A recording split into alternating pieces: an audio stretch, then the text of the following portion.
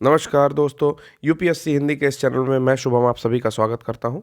तो दोस्तों आज जानेंगे कि डिज़ाइनर बेबी क्या होता है, उसके विषय में कुछ बातें जानेंगे और ये किस तरीके से कुछ आनुवांशिक बीमारियां जो कि मस्तिष्क और तंत्रिका तंत्र से संबंधित है, यानी कि ब्रेन और नर्वस सिस्टम से संबंधित है, उसको किस तरह से ठीक करने के लिए जिम्मेदार साबित होता है। ठीक है, तो सबसे पहले समझते हैं कि हमने समझ भी लिया था।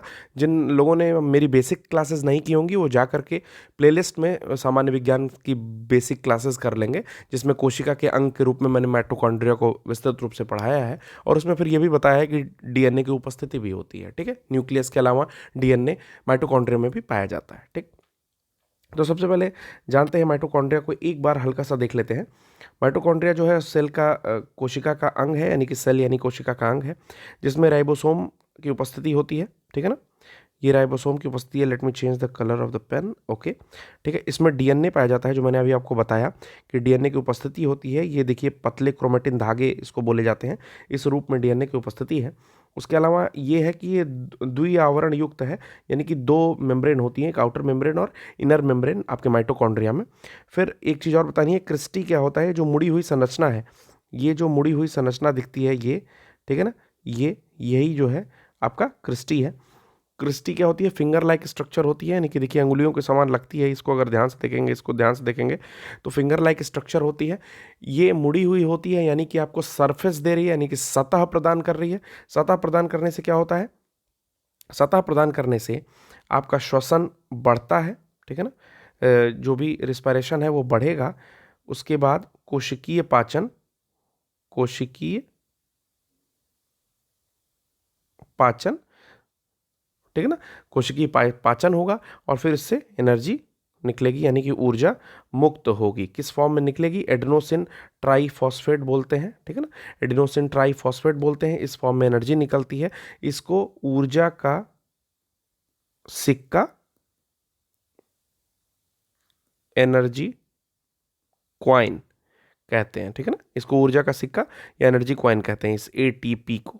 ठीक है ना, आइए एक चीज और जाननी जरूरी है कि माइटोकॉन्ड्रिया को powerhouse of the body या powerhouse of the cell better रहेगा।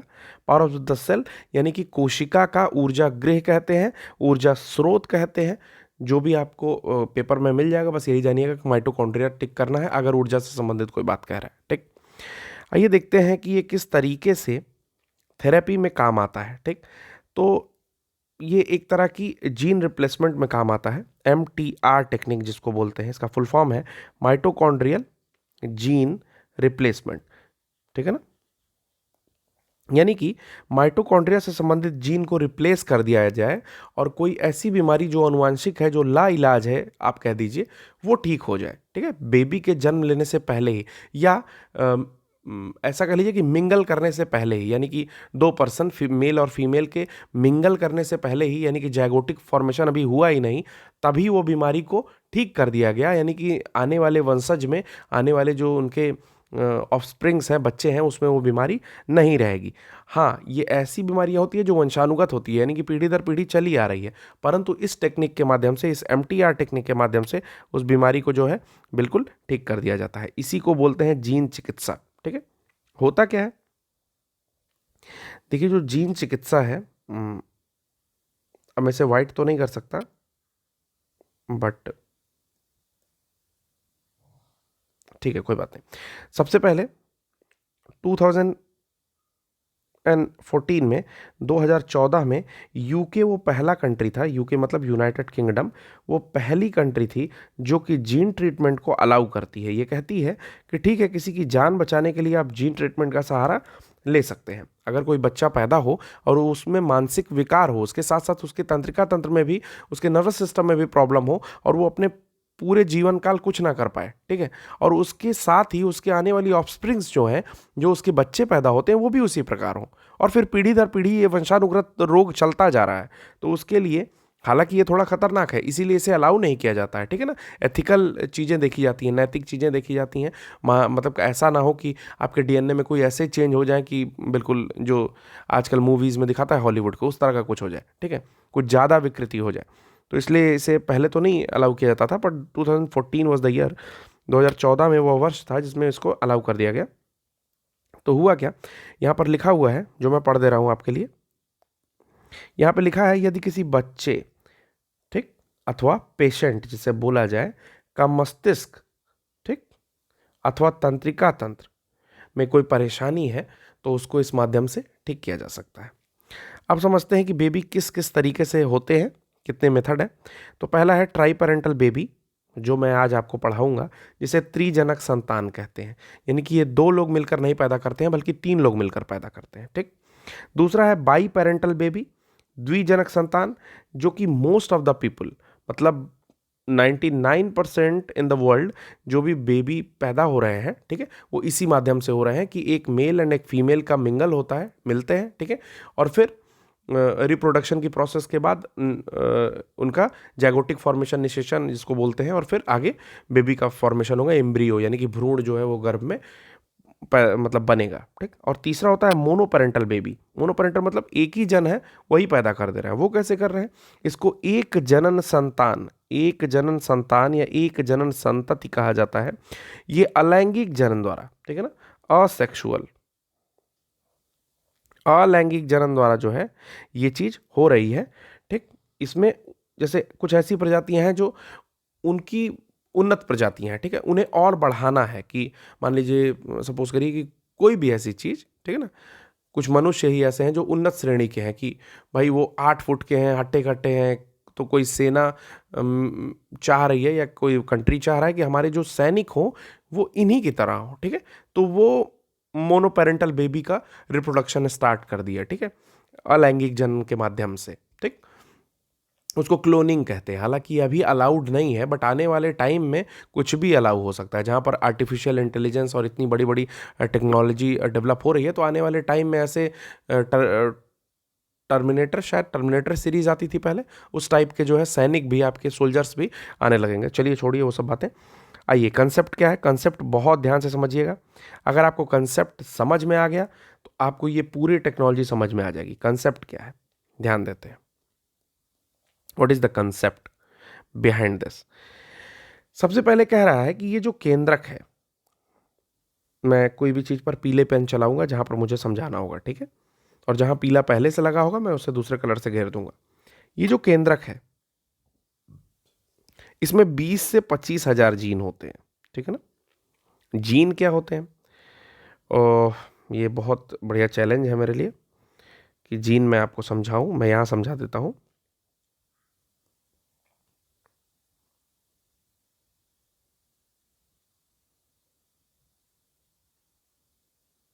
ठीक है, ये मान लीजिए गुणसूत्र है, क्रोमोसोम, ठीक है, ये कोई क्रोमोसोम है और ये आपका द्विकुंडलित डीएनए है जो वॉटसन एंड क्रिक ने दिया था, डबल हेलिकल्स या डबल हेलिक्स डीएनए मॉडल जो वॉटसन एंड क्रिक ने दिया था, ठीक है। सब समझ लीजिएगा जो मैंने लिखा है। ये प्रीवियस लेक्चर्स में आप देख लेंगे, ये सारी चीज़ें मैंने बताई हुई हैं, कोशिका के पहले चैप्टर में ही शायद बताया होगा। फिर अब देखते हैं कि अगर इसको काट दिया जाए, ठीक है, तो कोई एक पोर्शन जो आप लेंगे, ठीक, वही जीन कहलाएगा। यानी कि gene is the basic unit of chromosome, ठीक, ऐसे समझ लीजिए, gene is the basic unit of chromosome. गुणसूत्र की एक बेसिक यूनिट है, उसी को हम लोग जो है जीन कहते हैं। ये गुणों का निर्धारण करती है, ठीक है ना। अब चलिए फिर से यहां पर आते हैं अपने कंसेप्ट पर। तो मैंने बताया कि ये केंद्रक है, केंद्रक में 20 से 25 हजार जीन है, ठीक है ना। अब इसमें डीएनए होता है, आपको मैंने पहले भी बता रखा है, अब बार बार बोल रहा हूँ, प्रीवियस लेक्चर्स देख लीजिएगा। इस केंद्रक में डीएनए होता है, जिस डीएनए में 50% योगदान माता का, यानी कि जो मदर है वो 50% योगदान देती है, and 50% of the contribution of father, ठीक है। 50% जो कंट्रीब्यूशन है या योगदान है वो पिता का होता है। यानी कि इस केंद्रक के बनने में, इस केंद्रक के अंदर जो डीएनए है उसमें 50% माता का डीएनए और 50% पिता से संबंधित इन्फ्लुएंशियल डीएनए आता है। इन्फ्लुएंशियल मतलब प्रभावित करने वाले जो भी गुण होंगे, ठीक है ना। ये होते कहाँ हैं? ये केंद्रक के डीएनए में ऐसा है। बट जो माइटोकॉन्ड्रिया होता है इसमें भी डीएनए होता है। मैं दूसरी पेन यूज कर रहा हूँ, माइटोकॉन्ड्रिया में भी डीएनए होता है। मैंने पहले बताया कि जो माइटोकॉन्ड्रिया है, रेड कलर से मैं इसको यहाँ पे दिखाया हूँ, माइटोकॉन्ड्रिया है, उसमें भी क्या होता है, डीएनए होता है। ये है माइटोकॉन्ड्रिया, एम लिख दे रहा हूँ, इसमें भी डीएनए होता है, ठीक। लेकिन इसमें केवल 37 जीन आते हैं। कितने जीन आते हैं? 37। अब ये जो 37 जीन है ये केवल और केवल मदर से आते हैं, ओनली मदर। यहाँ पर 50% माता, 50% पिता, लेकिन ये केवल और केवल प्रभावित है माता से। ये जीन केवल माता से आ रहे हैं, पिता का कोई योगदान नहीं है, ठीक।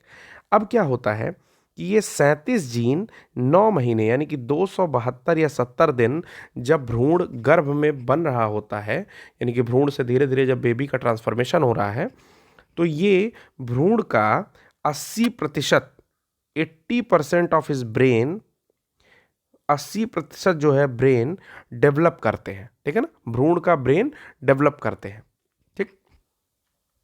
और ये जीन माता के द्वारा आ रहे हैं, ये भी मैंने बता दिया आपको।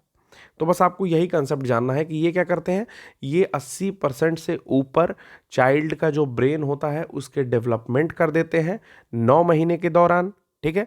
यानी कि अगर उसको दिमाग से पैदल होना होगा हो तो 9 महीने में वो पैदल हो चुका है। समझिए, कंसेप्ट ये कहता है। और ये 37 जीन जो माइटोकॉन्ड्रियल डीएनए में है, यही रिस्पॉन्सिबल है बच्चे के ब्रेन के डेवलपमेंट के लिए। यानी कि फादर हैज़ नो चॉइस, मतलब पिता के पास कोई इन्वॉल्वमेंट की जगह ही नहीं है। वो 37 के 37 जीन माता से आ रहे हैं प्रभावित होकर के, और बच्चे के डेवलपमेंट को उस 270-72 दिन के इंक्यूबेशन पीरियड में खत्म कर दे रहे हैं। समझ में आ रहा है आपको? अब हुआ क्या कि अगर उसको कोई परेशानी होगी, मैंने कहा, तो वो पैदल होना होगा, तो पैदल हो चुका है वो दिमाग से, ठीक। तो इसे पीढ़ी दर पीढ़ी ठीक कैसे किया जाए, तो इसके लिए आती है एक टेक्निक जिसको बोलते हैं ट्राई पेरेंटल बेबी, त्रिजनक संतान का कंसेप्ट। त्रिजनक संतान के कंसेप्ट में क्या होता है कि माइटोकॉन्ड्रिया में जेनेटिक डिसऑर्डर है, ठीक है। माइटोकॉन्ड्रिया में क्या है? Genetic disorder. जो भी माँ है वो जब भी बेबी मतलब उसके थ्रू पैदा हो रहा है, यानी कि जो भी फ्लोट कर रहा है माइटोकॉन्ड्रिया, उसमें जेनेटिक डिसऑर्डर है, यानी कि होने वाले बच्चा हमेशा हमेशा हमेशा जो है जेनेटिक डिसऑर्डर से पैदा होगा, ठीक। तो ब्रेन में आपका ब्रेन में प्रॉब्लम होगी और तंत्रिका तंत्र में आपकी प्रॉब्लम होगी। अब अगर ऐसा किया जाए, देखिएगा यहां समझिए, एक स्वस्थ मां ली जाए जिसको डोनर कहा जाए, जिसको डोनर मॉम कहा जाए, ठीक। इसका जो है माइटोकॉन्ड्रिया ले लिया जाए केवल कोशिका द्रव्य के साथ, फिर से समझिएगा, इसकी माइटोकॉन्ड्रिया ले ली जाए विद साइटोप्लाज्म, कोशिका द्रव्य, इसकी माइटोकॉन्ड्रिया ले लीजिए कोशिका द्रव्य के साथ। मैंने कहा न्यूक्लियस नहीं लेना है, ठीक है, अभी न्यूक्लियस आप नहीं ले रहे हो, ठीक। और असली माँ का न्यूक्लियस ले लो। क्यों? क्योंकि भाई असली माँ है तो बाकी बॉडी के जो गुण हैं वो तो असली माँ के आने चाहिए ना, ठीक है। दिमाग किसी को पड़ जाए क्या फर्क पड़ता है, बस पागल दिवालिया ना हो जाए दिमाग से, ठीक है बच्चों, दोस्तों, मित्रों। तो यहाँ जो है असली माँ का आपका क्या ले लिया हमने? न्यूक्लियस। ये है न्यूक्लियस, ठीक। और असली माँ के जो माइटोकॉन्ड्रिया है उसको इस डोनर माँ के अच्छे अच्छे से माइटोकॉन्ड्रिया से रिप्लेस कर दिया जाए। इनका जो है ये खराब है, स्पॉइल्ड, खराब है, ठीक है ना, और ये अच्छा है तो इसको इससे रिप्लेस कर दिया जाए, बस बात बन गई। तो यही टोटल कंसेप्ट है। चलिए आइए देखते हैं होता कैसे है। चलिए आइए देखते हैं होता कैसे है।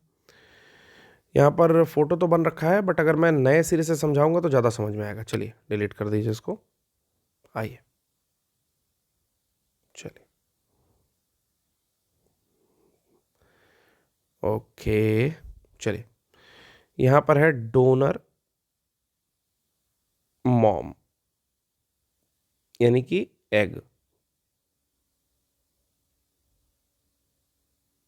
एग मतलब वही जो रिस्पॉन्सिबल है बेबी पैदा करने के लिए, अंडाशय, ठीक। जैसे मेल में स्पर्म होता है, इनमें एग है। फिर ये है रियल मॉम, उनका एग विद फॉल्टी माइटोकॉन्ड्रिया, समझ लीजिएगा, ये है रियल पापा जी और उनका स्पर्म। ठीक है, अब इन तीनों चीजों को समझते हैं हो क्या रहा है। सबसे पहले क्या करेंगे कि ये जो हैं इनको उठाएंगे, इनका होगा न्यूक्लियस। ठीक है ना, इस न्यूक्लियस का जो डीएनए है वो 50% योगदान देने वाला है बच्चे के डीएनए में। याद रखिएगा, इसमें जो डीएनए होता है वो 50% योगदान देता है बच्चे के डीएनए में डायरेक्टली। ठीक है ना, यही ना मैंने समझाया। लेकिन इनके पास है फॉल्टी माइटोकॉन्ड्रिया। मैं ऐसे दिखा रहा हूं, फॉल्टी मतलब रोगग्रस्त माइटोकॉन्ड्रिया, रोगग्रस्त माइटो। ठीक, समझ लीजिएगा, माइटो मतलब रोगग्रस्त माइटो है इनके पास। इनके पास क्या है, इनके पास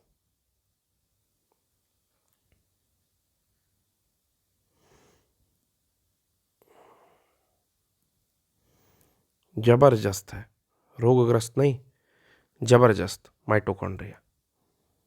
ठीक, करना क्या है, करना ये है कि इनके केंद्रक को उठाना है, इनके केंद्रक को उठाना है, ये इनको उठाना है। ठीक है ना, और इनके अंदर ले जाकर के रिप्लेस कर देना है, इनके अंदर ले जाकर के रिप्लेस कर देना है, बट इसका केंद्रक ना रहे। तो ऐसा कुछ करना है कि ये जो डोनर मॉम है, इस एक सेकंड, ये जो डोनर मॉम है इसका हमें क्या चाहिए, बस असली माइटोकॉन्ड्रिया।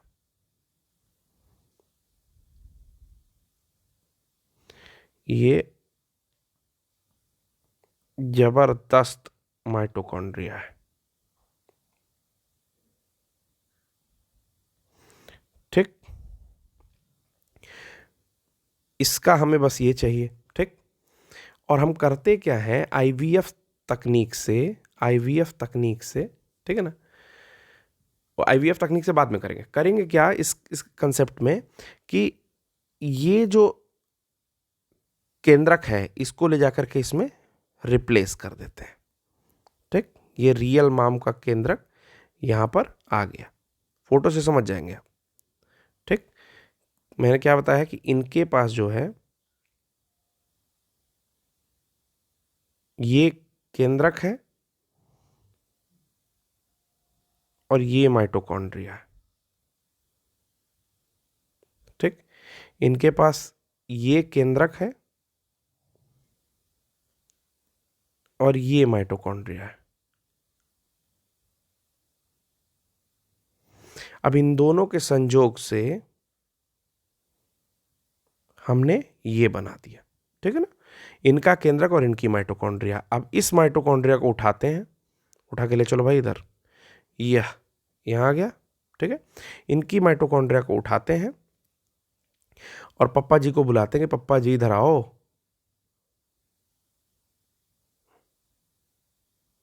और पप्पा जी के स्पर्म को उठाते हैं। ठीक है ना, और आईवीएफ तकनीक द्वारा, ठीक ना, इन विट्रो फर्टिलिटी द्वारा क्या करते हैं, निषेचित कर देते हैं। ठीक है ना, मान लीजिए टेस्ट ट्यूब में, कोई टेस्ट ट्यूब ले लिया। ठीक, इसमें स्पर्म और ये वाला जो है निषेचित कर दिया। ठीक, इसके माध्यम से जो है आपका गर्भ में फिर ले जा करके निषेचित होने के बाद इसको महिला के, ये जो है महिला के कौन, असली मां गर्भ में प्रत्यारोपित कर देते हैं। ठीक है ना, और इस प्रकार जो बेबी बनता है उसको त्रिजनक संतान या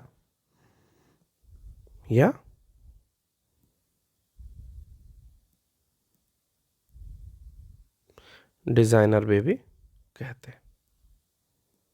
ठीक है, तो ये कंसेप्ट यहीं पर ख़त्म हो रहा है। आशा करता हूँ कि आपको ये लेक्चर समझ में आया होगा। अगर समझ में आया हो तो अपने दोस्तों के साथ ज़्यादा से ज़्यादा शेयर करिए और बार बार मुझे मत बुलवाइए, ठीक है। प्रेस द लाइक बटन और सब्सक्राइब करिए। लेक्चर्स देखने के लिए अपना सपोर्ट बनाए रखिए, जिससे मैं ज़्यादा से ज़्यादा साइंस के और अन्य टॉपिक्स के भी समय आने पर लेक्चर्स बनाता रहूँ। धन्यवाद।